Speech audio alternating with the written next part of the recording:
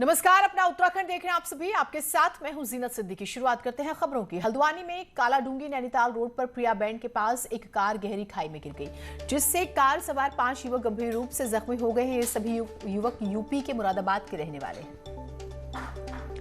तो हल्द्वानी में दर्दनाक हादसा हुआ है। कार पहले गिरती है खाई में, 5 लोग इसमें सवार होते हैं जो कि बुरी तरह से जख्मी हो जाते हैं। प्रिया बैंड के पास गहरी खाई में कार गिरी है।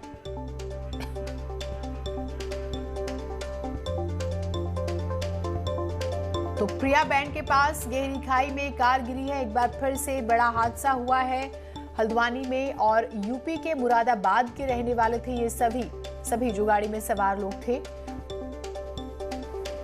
कालाडूंगी नैनीताल रोड पर यह हादसा हुआ है। बड़ी खबर इस वक्त की। और ये 5 जो हैं वो गंभीर रूप से जख्मी हो गए हैं। अब शैलेंद्र हमारे साथ, हमारे सहयोगी जुड़े हुए हैं। शैलेंद्र, कैसे ये हादसा हुआ, क्या जानकारियां हैं? देखिए, देर रात टूरिस्ट से नैनीताल लौट रहे थे, मुरादाबाद की तरफ जा रहे थे और तभी ये सड़क हादसा हो गया और तेज स्पीड में इनकी कार बताई जा रही है और ये गहरी खाई में गिर गई। गहरी खाई में गिरने से जो 5 लोग थे कार में सवार, वो बुरी तरीके से घायल हुए हैं और उनको अस्पताल में भर्ती किया गया है। कुछ को हल्द्वानी के हॉस्पिटल में भर्ती किया गया है और जो थोड़ा सा कम इंजर्ड थे उन लोगों को कालाडूंगी हॉस्पिटल में भर्ती किया गया है। 2 लोगों को, बाकी 3 लोगों को हल्द्वानी के हॉस्पिटल में एडमिट किया गया है और काफी गंभीर क्रिटिकल इनकी स्थिति बताई जा रही है। और बताया यही जा रहा है कि क्योंकि टर्न काफी शार्प है, ये जो प्रिया बैंड का इलाका है, नैनीताल से कालाडूंगी जाने वाली रोड है, उसमें ये प्रिया बैंड पड़ता है और काफी शार्प टर्न है और इसी की वजह से ये लोग देख नहीं पाए और ओवर स्पीड जो कार है इनकी, वो रात के अंधेरे में काफी नीचे चली गई। हालांकि पुलिस को जब सूचना लगी तो पुलिस तुरंत रेस्क्यू करने के लिए पहुंची, लेकिन पुलिस को भी इनको रेस्क्यू करने में लगभग 2 घंटे का वक्त लग गया क्योंकि काफी लगभग 150 मीटर गहरी खाई में उनकी कार चली गई। ठीक, बहुत शुक्रिया आपका तमाम जानकारियों के लिए। तो जो घायल हैं उनका इलाज चल रहा है।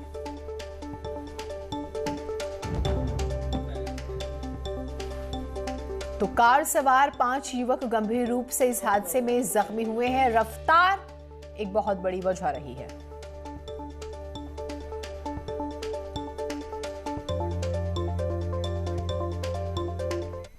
कोरोना के आंकड़े एक बार फिर से बढ़ने लगे हैं। इस बार मसूरी में आईएएस एकेडमी भी कोरोना की चपेट में आ गई है। लाल बहादुर शास्त्री भारतीय प्रशासनिक एकेडमी में शुक्रवार को 33 ट्रेनी आईएएस कोरोना पॉजिटिव निकले, जिसके बाद एकेडमी और प्रशासन की चिंता बढ़ी हुई है। खबर है कि कोरोना पॉजिटिव आए सभी ट्रेनी आईएएस कुछ दिन पहले उत्तरकाशी के चांगशोल से ट्रैकिंग से लौटे थे और एकेडमी में एहतियातन करीब 50 लोगों के सैंपल लिए गए, जबकि करीब 400 ट्रेनी आईएएस एकेडमी में मौजूद हैं। मसूरी की लाल बहादुर शास्त्री भारतीय प्रशासनिक एकेडमी में 33 ट्रेनी आईएएस अफसर कोरोना पॉजिटिव आए हैं, जिनमें से 32 को एकेडमी में ही आइसोलेट किया गया, जबकि 1 ट्रेनी आईएएस अफसर को प्राइवेट हॉस्पिटल में एडमिट किया गया है। ये सभी ट्रेनी अफसर उत्तरकाशी की चांगशील ट्रैक से लौटे थे लगभग 1 हफ्ते पहले। उसके बाद इनके कोरोना टेस्ट करवाए गए, जिसमें इनकी रिपोर्ट पॉजिटिव निकली। 33 ट्रेनी आईएएस अफसर के कोरोना पॉजिटिव आने के बाद एकेडमी की चिंताएं बढ़ी हुई हैं। प्रशासन ने इसे एहतियातन 48 घंटे के लिए सील कर दिया गया है। देश में चुने जाने वाले ट्रेनी आईएएस की ट्रेनिंग मसूरी में होती है और इससे पहले जब उत्तराखंड में कोरोना की शुरुआत हुई तो आईएफएस अफसर ट्रेनी जो थे वो कोरोना पॉजिटिव आए थे और अब 70,000 का आंकड़ा उत्तराखंड में कोरोना पॉजिटिव का पार हो चुका है और अब भारतीय प्रशासनिक एकेडमी कोरोना की जद में है। कैमरा पर्सन राकेश राउत के साथ दीपांकर भट्ट, न्यूज 18 मसूरी। अब आपको बताते हैं कोरोना का अपडेट। शुक्रवार को उत्तराखंड में कोरोना के 512 नए मामले सामने आते हैं, जिससे राज्य में कोरोना के केस 70,000 के पार हो गए। 24 घंटे में कोरोना की वजह से 5 लोगों की जान चली गई है। राज्य में कोरोना के एक्टिव केस जो है वो 4,000 है। देहरादून की जब हम बात करते हैं तो शुक्रवार को 204 नए केस तो सिर्फ देहरादून से सामने आए।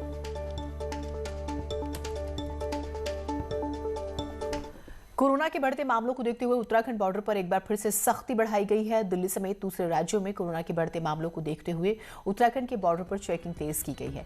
बॉर्डर पर दूसरे राज्यों से आने वाले लोगों को अपना आईडी प्रूफ, कोविड रिपोर्ट और दून स्मार्ट सिटी पोर्टल पर रजिस्ट्रेशन दिखाना होगा। 96 घंटे पहले की कोविड रिपोर्ट नेगेटिव होने पर आपको एंट्री दी जा रही है लोगों को। वहीं जो यात्री बिना टेस्ट के पहुंच रहे हैं उनका रैपिड एंटीजन टेस्ट जो है वो किया जा रहा है।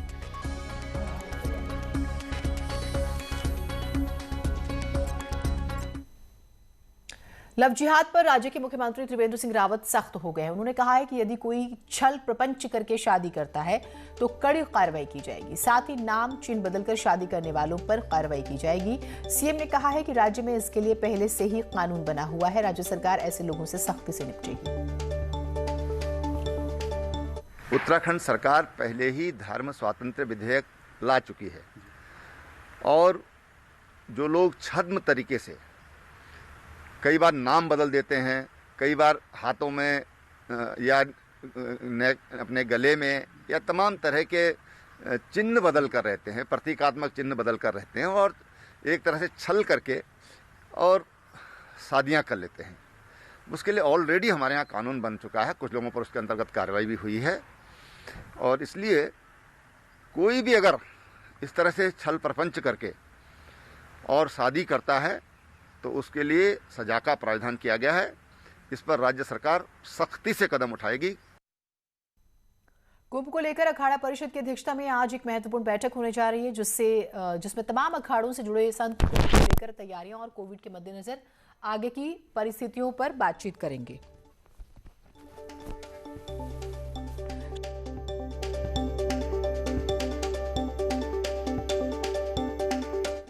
संबंधित बात होगी।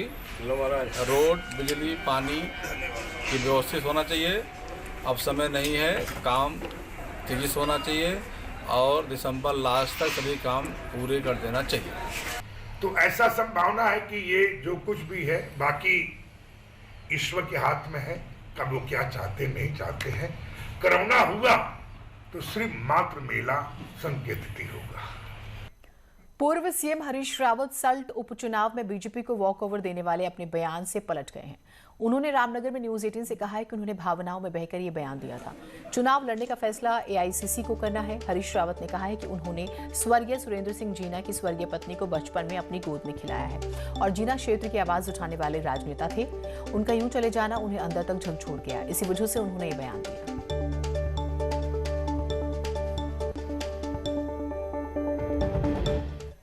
वॉक ओवर की बात नहीं है, मैंने खुद भी कहा, मेरी व्यक्तिगत वो है। देखिए वो एक ऐसा नौजवान था सुरेंद्र जीना जिसने सर्वाधिक प्रहार मुझ पर किए। उनको इस तरीके से जाते देखने से मैं भावुकता में कुछ बातें कह गया। बाकी निर्णय तो पार्टी को करना है। कांग्रेस में एक बार फिर अंदरूनी गुटबाजी खुलकर सामने आ गई है। हरीश रावत ने अपनी पार्टी के नेताओं पर तीखा तंज कसा। बीजेपी भी मौका पाकर कांग्रेस पर हमलावर हो गई।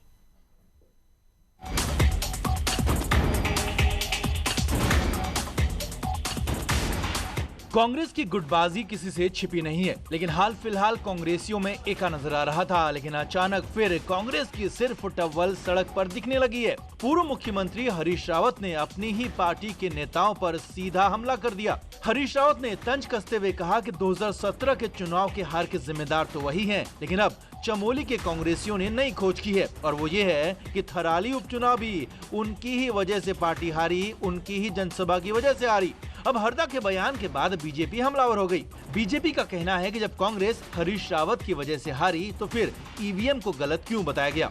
उत्तराखंड तक पूरे कांग्रेस लीडरशिप को माफी मांगनी चाहिए देश से कि जब उत्तराखंड में 57 सीट्स का 57 आउट ऑफ 70 आई थी, प्रचंड बहुमत 4/5 से ज्यादा का बहुमत आया था, तो इन्होंने छत पे खड़े होकर के कहा था कि ईवीएम की गड़बड़ी की वजह से हुई। कांग्रेस का अंदरूनी घमासान चरम पर है और बीजेपी इस बहती गंगा में हाथ धो रही है। अब कांग्रेस के इस बवाल पर प्रदेश अध्यक्ष प्रीतम सिंह कुछ बोलना नहीं चाहते तो उपाध्यक्ष कहते हैं कि हार सामूहिक जिम्मेदारी है। हरीश रावत जी कोई दया के पात्र थोड़ी है। हरीश रावत इस प्रदेश के बड़े नेता हैं, इसलिए वो सिंपैथी क्यों लेंगे।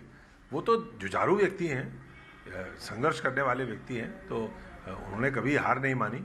चुनाव में हार जीत चलती रहती है। अब चुनाव से ठीक पहले बीजेपी को भले ही हरीश रावत की हार याद न हो, लेकिन कांग्रेसी खुद ही हरदा को उनकी हार याद दिला रहे हैं, जो पार्टी का सच सामने दिखा रहा है। दीपांकर भट्ट, न्यूज 18, देहरादून। सत्ता में आने पर 200 यूनिट बिजली और 25 लीटर शुद्ध पानी फ्री देने के हरीश रावत के बयान को लेकर कांग्रेस के अंदर और बाहर भी सियासत गर्म है। कैबिनेट मंत्री मदन कौशिक का कहना है कि कांग्रेस गुटों में बटी हुई है। राज्य में उसके अधिकृत लोग हैं, वो तो कुछ बोलने को तैयार नहीं है। कौशिक का कहना है कि कांग्रेस को जनता से कुछ लेना देना नहीं है, वो अपनी ही राजनीति में फंसी हुई है और जनता 2022 में इन्हें इसका जवाब जरूर देगी। पर जो कांग्रेस के राज्य के अधिकृत लोग हैं, उन्होंने कहा हम तो राजधानी बना देंगे, लेकिन जो पूर्व में इस सारे काम को लेकर चले थे वो चुप है। हम 200 यूनिट बिजली फ्री देंगे, अधिकृत लोग बोल नहीं रहे। कुल मिलाकर कांग्रेस में आपस का जो झंझट है, आपस की जो लड़ाई है, वो इस समय चरम पर है। कांग्रेस प्रदेश अध्यक्ष प्रीतम सिंह का कहना है कि जनता को 2022 के चुनाव का इंतजार है, जब बीजेपी की प्रदेश की सत्ता से विदाई होगी। उन्होंने कहा है कि 4 दिन का गढ़वाल दौरे के बाद पौड़ी, रुद्रप्रयाग और चमोली जिले का उन्होंने दौरा किया था खास तौर से और कार्यकर्ताओं से मुलाकात की थी। जन भी जो है सरकार के कृत्यों से जो है आजीज आ चुकी है और उस समय का इंतजार कर रही है कि कब मौका मिले इस सरकार की रुखसती का। तो वातावरण पूरी तरीके से जो है कांग्रेस के पक्ष में है। टिहरी डैम विस्थापित लोगों ने पानी के बिल को लेकर जल संस्थान पर मनमानी का आरोप लगाते हुए नाराजगी जाहिर की। विस्थापितों का कहना है कि हनुमंत राव कमेटी और मार्च 2019 में कैबिनेट के निर्णय के बाद टिहरी डैम विस्थापितों के पानी के पुराने बिल माफ किए जाने का निर्णय लिया गया है और अभी तक मामला शासन में लंबित है, लेकिन जल संस्थान द्वारा पानी के भारी भरकम बिल थमाए जा रहे हैं। जल संस्थान का कहना है कि उनके पास विस्थापितों का तो आंकड़ा ही नहीं है। उनके द्वारा विस्थापितों से अपने कागज विभाग में जमा करने को कहा गया है। तो मेरे को लगता है ये अपनी मर्जी से बिल भेजे जा रहे हैं, अपनी मर्जी से कागजों में जमा कराए। भाई शासन स्तर में मामला लटका हुआ है, शासन में लंबित है, शासन जो तय करेगा वो लागू होगा। आप अपनी मर्जी से क्यों बिल दे रहे हो, लोगों को प्रताड़ित कर रहे हो। मार्च 19 में एक शासनादेश निर्गत हुआ है, तो उस शासनादेश के निर्गत होने के पश्चात से जो है किसी भी उसको विस्थापित को कोई नोटिस नहीं प्रेषित किया गया है हमारे द्वारा, क्योंकि हमारे पास ऐसा कोई आंकड़ा उपलब्ध नहीं है कि कितने बांध विस्थापित लोग यहाँ पे निवासरत हैं। Prime Minister Narendra Bhai's Atmanirbhar vision. It is a vision he cherished even when he was Chief Minister of Gujarat, to make India self-reliant in the areas of energy education, even when he was Chief Minister of Gujarat, to make India self-reliant in the areas of energy education, research and innovation. PDPU is only 14 years old, yet it already ranks among the top 25 in the Atal ranking of institutions on innovation achievements. In terms of diversity, we attract international students from across the world. We have 284 international students from 39 countries. And from a total of 132 students in the first convocation in 2009, we have 2,608 students, including 46 PhDs who are graduating today. From national rankings, I am sure PDPU will soon earn a place in global rankings. My dear teachers, PDPU has world-class physical infrastructure, but what gives me far greater joy is that PDPU has world-class faculty as well. Your dedication and commitment to excellence has been exemplary. In the best practice of India's Guru Parampara, you have always gone beyond the call of duty. You have been friends, guides, and mentors to your students. Let's take a moment to appreciate the leadership and faculty and the staff of PDPU. Let us give them a warm applause.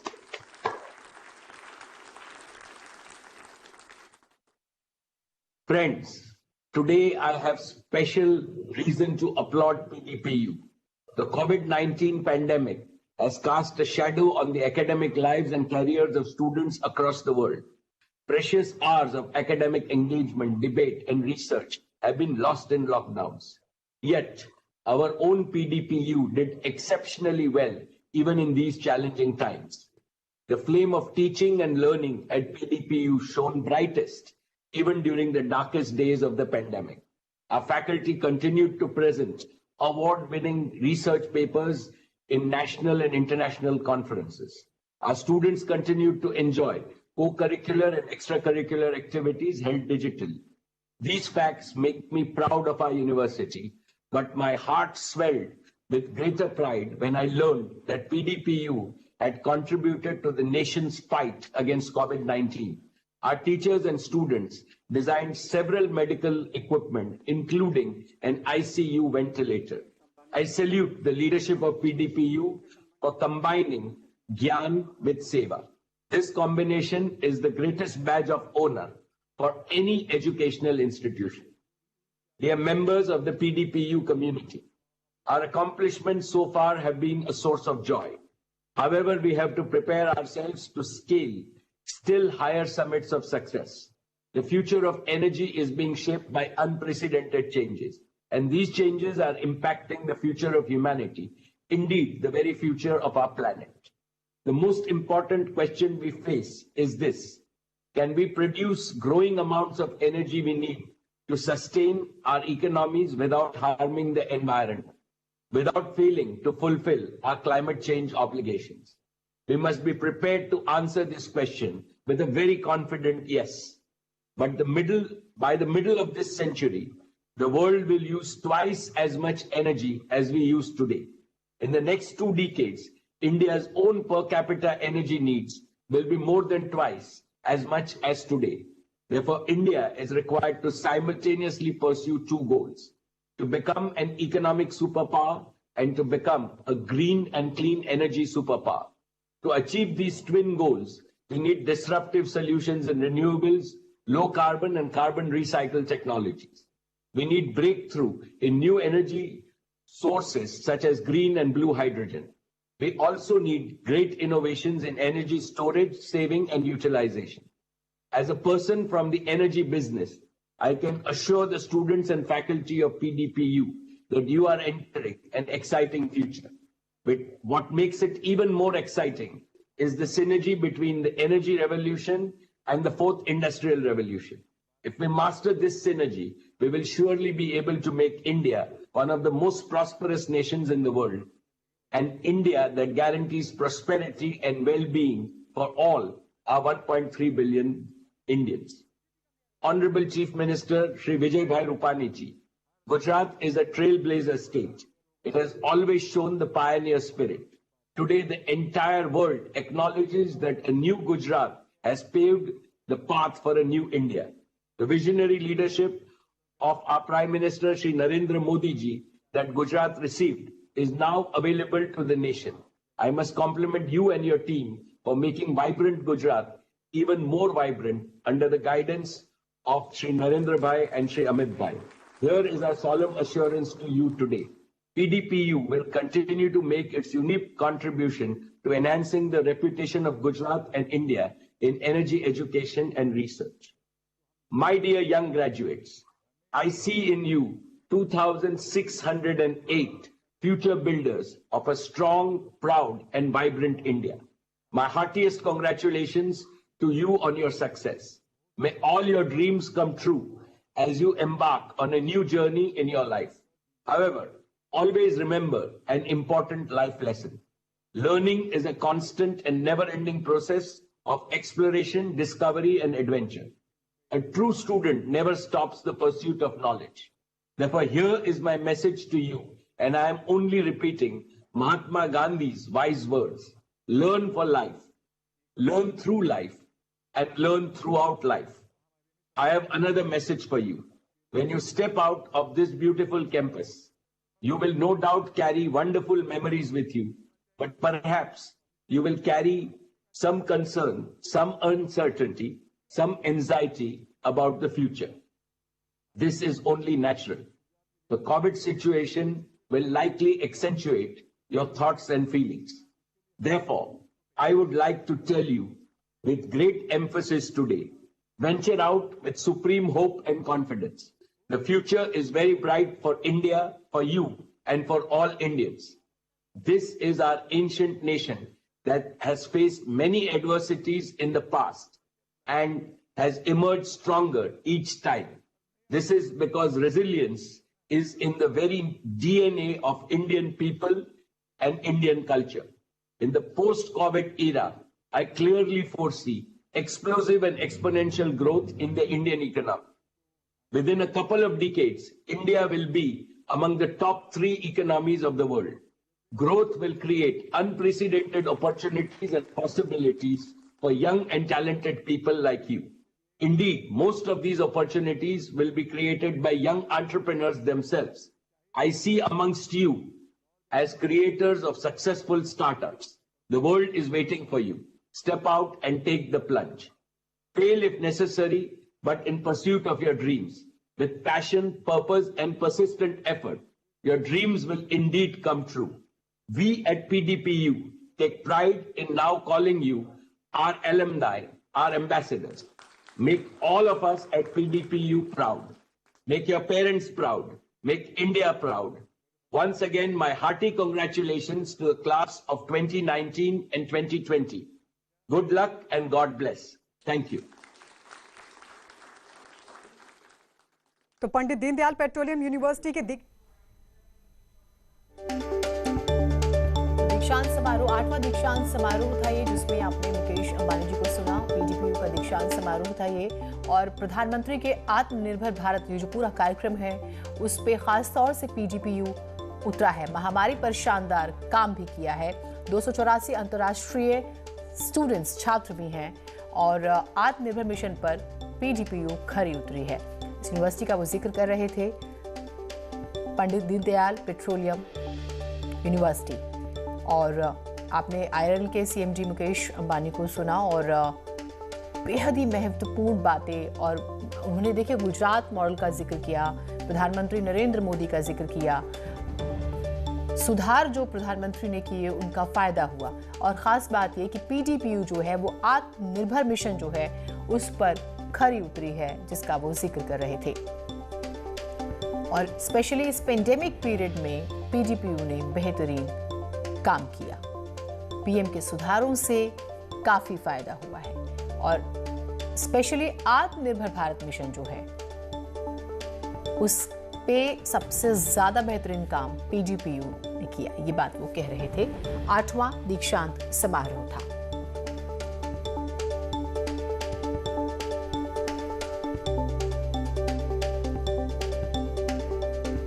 किस तरीके से university की तरफ से भूमिका निभाई जा रही है अलग अलग क्षेत्रों में, उसका भी उनकी तरफ से जिक्र किया गया है।